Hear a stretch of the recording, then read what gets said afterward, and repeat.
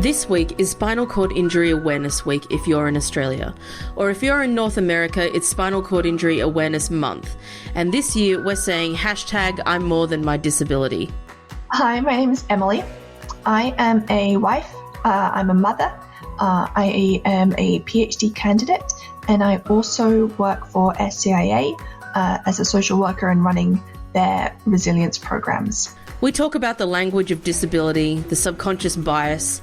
What happens if you don't want to be an athlete? Well, nothing, you just live a regular life. But why does it seem so hard for the broader community to grasp? We cover so many things: awareness days, disability-only events, being congratulated for living and existing, the difficulty of finding friends, the difficulty of finding work. So many things when people don't look beyond and consider the person first.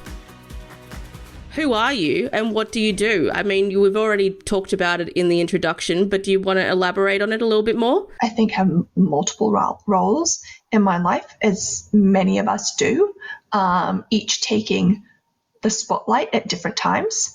So, as I said, sometimes I'm wearing the mum hat, sometimes I'm wearing the wife hat, and then often or not during working hours, I'm working on my PhD, or, as I said, working for SCIA, running their resilience programs and trying to refine and develop those. What's your PhD on? So my PhD is looking at how we can best support young people with spinal cord injuries as they make the move from pediatric to adult healthcare services. I was working at Rural Rehab at the time that I saw that advertisement and doing social work there. And it was a topic that just really interested me. I'm very passionate about promoting physical health for people with disabilities because I think that is a stepping stone or foundation to living well with a spinal cord injury. I think essentially if we are healthy, we are more likely to be able to participate in employment, access in the community. So supporting young people move between the two services was really important because often they get lost in the gap. Maybe the handovers don't happen. Maybe they don't feel like they are supported enough in that transition. There are many different factors influencing how they successfully transition. But I think if young people are going to live a long time, we want them to live well during that time. So how can we support them to make that move so that they can get continuous healthcare? You have mentioned that you wear a lot of hats, particularly 4 that you have spoken about. But why do you think it's important that we start describing people as the people they are rather than saying you're a disabled mum or you're a disabled wife or something like that? I think historically disability still has a certain level of stigma attached to it. And by highlighting that about an individual prior to actually maybe what they're doing, who they are as a person, places a lens through which you are then seeing the person. So, for example, I am Emily. I am a disabled mum. Already, you've probably made a assumption about me in my parenting ability or my parenting skills. But actually, I'm not. Yes, I am disabled. I can never take that away from who I am. It's quite obvious and it affects all areas of my life. Under all of that, I am just a mum. I am just trying to keep this little person alive. I'm going through all the same challenges as every other mum out there, tantrums and meal times, whatever it may be. And I think that we disservice people with disabilities by putting this lens across them before perhaps we've had a chance to get to know them on a deeper level. Yeah, it's very interesting that you say lens, and I was going to ask about the subconscious bias that people have when they associate somebody with something. And I guess that also extends to the fact that if it's somebody who doesn't know anything about disability or your disability or my disability or whatever, and there's an instant where you're described as I'm a disabled mother or something like that, there's no room for them to be educated about the disability anyway. So why bother even describing them that way? I think being disabled is also like a terrible descriptor for someone. Like, it does not encompass it's such a broad term. What does being disabled mean? It can be disabled in so many different ways, and it doesn't impact on that person's life and what they do.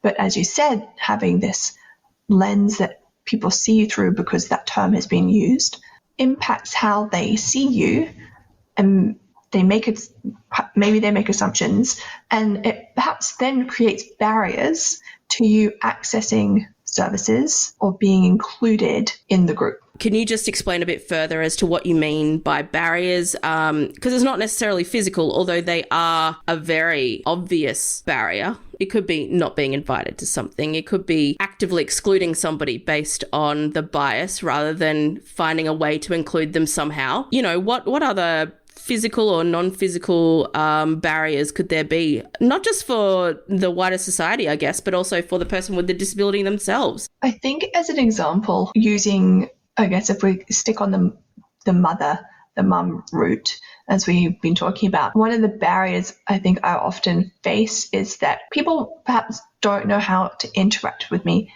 as just another mum. Like, they see me as a person maybe with a disability first, and often when you're in those picking up times, dropping off, having conversations with other mums, I think is sometimes a little bit difficult. I find it's harder to break into the inner circle. And we talk about the inner circle as being like able-bodied mums. As a mum with a disability, I often find it's hard to like break through the barrier of perhaps the assumptions they've already made of me as a parent. And how is that extended? Has that extended to your professional career or anything like that? I think that my disability, and maybe because it's so physically apparent, impact all areas of inclusion within my life. As I mentioned previously, being a mum and entering into that inner circle and maybe experiencing barriers there, but also in actually meeting people and making friends. And then I think that goes to employment as well.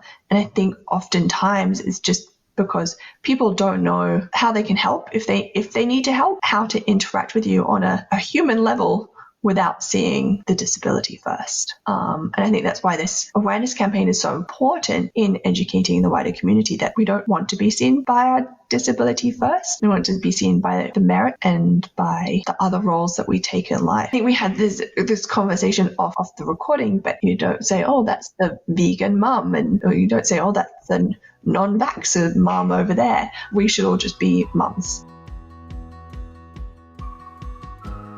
The particular label of putting somebody with let's just be honest though, you can refer to yourself as being disabled out of your choice, but when the wider society is referring to you as disabled somebody and they are putting that onus on you, it's very different. Yeah, I totally agree. There's something very empowering about accepting the label of disability. I can at times, I think it's always a challenge internally, but acknowledging and recognizing myself as a woman with a disability, I do find empowering because of all the history that has gone into getting me here today in terms of the rights of people with disability. I think it's really important sometimes to recognize those men and women who have fought for our right, but at the same time, it's not all that I am and it's not who I am. There are many different things that come before that. When I was pregnant, I think someone once asked my mum, well, why, she has a disability, like why is she going to bring a child? Can she take care of the child? What does she want out of life in doing this? And I think my mom responded, and it sticks with me, is, Emily, I am just a 30-year-old woman that has the same hopes and dreams as any other 30-year-old woman out there. And for me, that is having a family, having a career, being passionate about that career and developing myself as a person. Yes, I do have a disability, but it doesn't take away from the fact that I still want the same thing that every other woman in my age bracket wants, probably, or depending on the person. And this kind of goes into a bit of a conversation I was having a couple of episodes ago on Have the Nerve with the Western Australian Senator. He kind of made the comment that when somebody talks about disability, they categorise you into a lot of life milestone goals, right? Some of it is literally physical. We're all going to be Paralympians in one way or another. When you're not saying something like, you, Emily, doing a PhD, you're a social worker, you're a wife, you're a mother, and when you're not using those terms frequently, when you put disabled somebody, they go, well, it wouldn't surprise me if the first thing they thought of was, well, you know, surely they should be getting into a physical sport, or surely I'm expecting this person to do such and such. And so I guess by changing the narrative and using it first, and obviously this is what this whole episode is about, you're giving people with disability an opportunity to be able to not be that stereotypical mold. Yeah, absolutely. I think that there's sometimes can be quite an intense pressure on people with disabilities to, what you say, like, I think people say, like, overcome the disability, thrive despite the disability. And you want to say, well, can't I just thrive in life? Can we just say, Emily is thriving in life, rather than Emily is thriving in life despite her disability? Again, we talk about this lens, puts a lens back on the fact that I've maybe achieved something. So I think that people with disabilities can feel pressure, as you say, to go to the Paralympics or whatever it may be. People want to see that we are inspirational. And I think a lot of people with disabilities don't necessarily want to be inspirational. Or if they do, it's probably for the next generation of people with disabilities to be like, hey, you could be whatever you want to be. Yeah. And I think bringing awareness to people with disabilities in all their multifaceted roles will provide one young person with a role model, whether that person with a disability is just, is going into the city and working in finance, or chooses to be a stay-home parent, or wants to be a Paralympian. Whatever it is they choose to do, that's normal, valid. Like, there should be no pressure. Yeah, and I guess in a way that kind of like comes into the social model of disability versus the medical model of disability, because I don't think we've really discussed enough, maybe not us recently, about what the social model of disability is versus the medical model. So medical model of disability is exactly what it is. You have a disability because of the physical, I don't know what you want to say, impairments, limitations, whatever. Therefore, you have a disability. Whereas the social model of disability is more about the wider society has not come to the party for you. So if you want to get to such and such building, and let's just say somebody's throwing a party and you can't even get in there, that's disabling you as a person from being able to hit that event and go somewhere.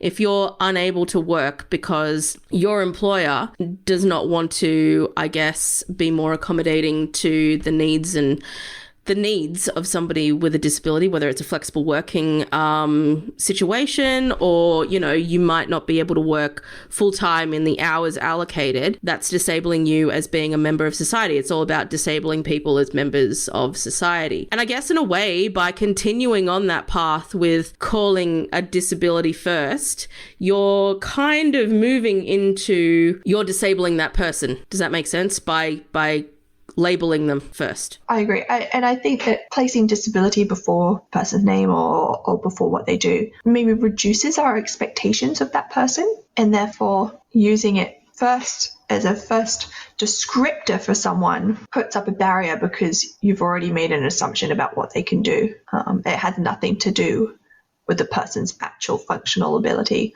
or ability to work. That should be decided by the person depending on their knowledge of their body and what they want to do. If we're going to keep describing, actually, let me ask you another question. Emily, what do you reckon about disability-only events? For example, if somebody's putting on an art, like, this is something that I've thought about a lot. For example, I do a lot of art, and there are times where I have been / participated in events that are solely people with disabilities, and I just don't feel like that's the proper collaboration we should be doing. You're pretty much keeping in theme with boxing people in these sorts of situations. So when you're doing an event, let's just say it is, for example, International Day of People with Disabilities, or if it's like another recognised week, and then you just feel like they just do these things purely for the sake of that recognition day or the recognition week, or if they are going to do it, it's purely people with disabilities, and the event is about disability, you can't really collaborate with people. Do you have any thoughts on that? Yeah, I think that, occasionally when you're, like you say, when you're putting on an event for artists with a disability, you're only going to reach artists with a disability. And if it's an awareness event that doesn't actually impact on the wider society and seeing the work that you can do. And people are really only going to probably come to the event if they themselves have a disability or are aware and involved with the disability community. It doesn't showcase the work maybe to the wider society. And like you say, just making sure that we provide opportunities for people with disability to attend, take part in all events. I think the first step. I don't think that means we have to get rid of all disability related events, because I still think there's an element of peer support that happens during these times and an opportunity for people to develop skills. I think they're still very valid, but I think it's more about ensuring that inclusion happens everywhere all the time. Completely. I completely agree. Just from the few times that I've actually done events, the art events that have been not disability focused or anything, but have been everybody, and even getting to the venue was a bit of a issue. I guess it's because they might not have expected somebody or an artist with a disability to want to join the event. Don't know why. That's the barrier there to begin. Yeah. Like why are people just automatically thinking, well, we're only going to have able bodies at this event, we'll only cater for them, and not thinking wider and being like, there might be someone out there that would want to participate, so maybe we should just accommodate for everyone. And if no one attends, then fine, no one attends. It's no skin off their nose if it's an accessible venue, but it would be really empowering for that person to know that that venue was accessible and they could participate if they wanted to. Yeah, and if they submitted their work as an artist, not an artist or a disabled artist or artist with a disability, and then they were included, and I know I'm just focusing heavily on art right now because that's my world, but if you wanted to join that event, it's well within your right to, one, describe yourself as artist, and then secondly, to be able to, if you are accepted into that exhibition for whatever purpose, to be able to have proper support. Yeah, absolutely. I think that I could probably say the same thing about the research that I do. Like, I want my research to be recognized on the merit of the research, that it is good research, rather than the fact that someone with a disability has conducted the research. Obviously, because my work is in spinal cord injury, having a spinal cord injury does help. I acknowledge that. But at the end of the day, I still want to do good research. And so I don't want to be invited because I researcher with a disability. I want to be invited because I'm a good researcher. Yeah, you were saying that your PhD is in like about spinal cord injury. You have a spinal cord injury, but somebody with a spinal cord injury can have a PhD in anything. Anything. Yeah. It doesn't have to be about disability. No.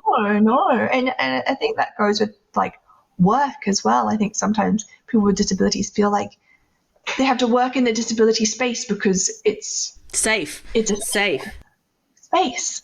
But it would be nice for people to think that they could work anywhere because it's a safe space and they have the opportunity and they're accepted in those environments, so that people with disabilities don't feel like they just have to stay in their circles. I love it when I see people with disability doing normal things. I don't know if that sounds weird, but I just think, yeah, we're all out here living normal lives. Sometimes disability is not the thing we're thinking about on an hourly basis. Yeah, and sometimes you don't even want to include it in your resume. Like, you shouldn't have to. And when probably not at that point yet, but there have been times where, and I'm sure you were just talking about your issues looking for work. There have been times where I have been accepted to an interview for a job application, and then I had to call them and ask them the accessibility. And literally within the hour, I got a phone call back saying we're going to have to reschedule your interview. And then they never got back. No, well, they don't know the level of not that it matters, but they didn't know anything about the disability. I just said, I'm in a wheelchair. But yeah, that was just too terrifying for them. And then they had to reschedule, quote unquote. I think that many people with disabilities probably have had similar experiences. And I think that we all go through this point when applying for a job where you think, do I tell them?